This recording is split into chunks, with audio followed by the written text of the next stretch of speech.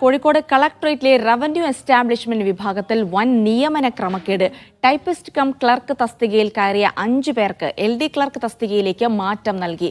Typist തസ്തികയിൽ 6 മാസം മാത്രം ജോലി ചെയ്തവർക്കാണ് മാറ്റം നൽകിയത്. ഈ തസ്തികയിൽ 5 വർഷം പൂർത്തിയായവർക്ക് മാത്രമേ ക്ലർക്കായി മാറ്റം നൽകാവൂ എന്നാണ് ചട്ടം. തസ്തിക മാറ്റം റദ്ദാക്കി നിലവിലെ ഒഴിവുകൾ PSCക്ക് റിപ്പോർട്ട് ചെയ്യണമെന്ന് അഡ്മിനിസ്ട്രേറ്റീവ് ട്രൈബ്യൂണൽ ഉത്തരവിട്ടു. സർക്കാർ അനുകൂല സർവീസ് സംഘടനാ നേതാക്കളാണ് ക്രമക്കേടിന് പിന്നിലെന്ന് ആരോപണം. മുഹമ്മദ് ഷംസീർ ഉണ്ട് വിവരങ്ങൾ നൽകാനായി. ഷംസീർ, ചട്ടം മറികടന്നുകൊണ്ടാണ് ഇത്തരമൊരു നിയമന ക്രമക്കേട് ഉണ്ടായിരിക്കുന്നത് എന്നുള്ളത് കൂടിയാണ്. സ്വാഭാവികമായിട്ടും നമുക്കറിയാം, കളക്ടറേറ്റിലൊക്കെ ഈ സർവീസ് സംഘടനകൾ, പ്രത്യേകിച്ച് സർക്കാർ അനുകൂല സർവീസ് സംഘടനാ നേതാക്കൾ തന്നെയായിരിക്കാം ഇപ്പോൾ. അവരുടെ ഒരു അപ്രമാദിത്വമായിരിക്കാം സ്വാഭാവികമായിട്ടും ഇത്തരം ക്രമക്കേടിന് പിന്നിൽ അവരുടെ കൈ ഉണ്ടാവുകയും ചെയ്യും. ഇനി ഇതുമായി ബന്ധപ്പെട്ട് എന്തൊക്കെ നടപടികളാണ് നടക്കാൻ പോകുന്നത് ഷംസീർ?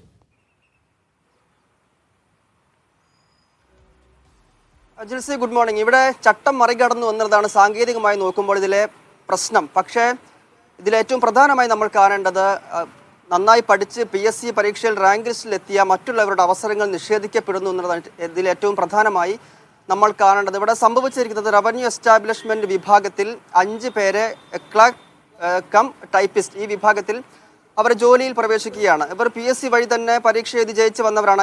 5 വനിതാ ജീവനക്കാർ ജോലിയിൽ പ്രവേശിക്കുന്നു.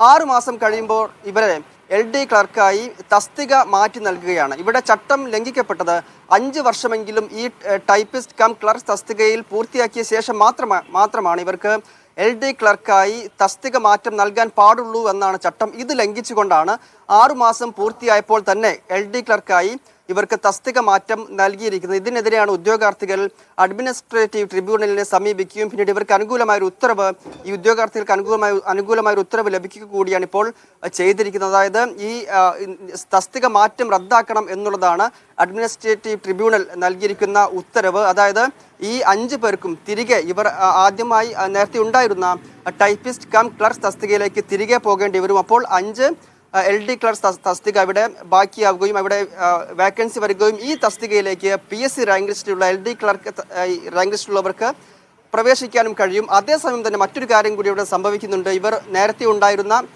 ക്ലർക്ക് കം ടൈപ്പിസ്റ്റ് തസ്തികയിലേക്ക് തിരികെ പോകുമ്പോൾ ഈ വാക്കൻസിയിൽ ഇവർ നേരത്തെ LD ക്ലർക്ക് തസ്തികയിലേക്ക് മാറ്റിയപ്പോൾ ഇവർ വന്ന തസ്തികയിൽ 5 തസ്തിക ബാക്കി വരികയും അവിടേക്ക് പുതിയ ആളുകൾ PSCയിൽ നിന്ന് റാങ്ക് ലിസ്റ്റിൽ നിന്നുള്ള ആളുകളെ നിയമിക്കുകയും ചെയ്തിരുന്നു. അവർക്ക് ജോലി നഷ്ടമാകുന്ന സാഹചര്യം കൂടി ഇവിടെ ഉണ്ടാകുമെന്നുള്ള വളരെ കോംപ്ലിക്കേറ്റഡ് ആയ ചില സാഹചര്യം കൂടി ഇവിടെ നിലനിൽക്കുന്നുണ്ട്. ഈ ഭരണാനുകൂല സർവീസ് സംഘടനകളുടെ ഭാഗത്തുള്ള ചില താല്പര്യങ്ങൾ പ്രവർത്തിച്ചതാണ് ഈ തരത്തിലുള്ള തസ്തിക മാറ്റത്തിലേക്കും പ്രമോഷനിലേക്കും ഒക്കെ എത്തിച്ചതെങ്കിൽ പലർക്കും ജോലി നഷ്ടമാകുന്ന സാഹചര്യം ഒരു ഭാഗത്തുണ്ടാകുന്നു.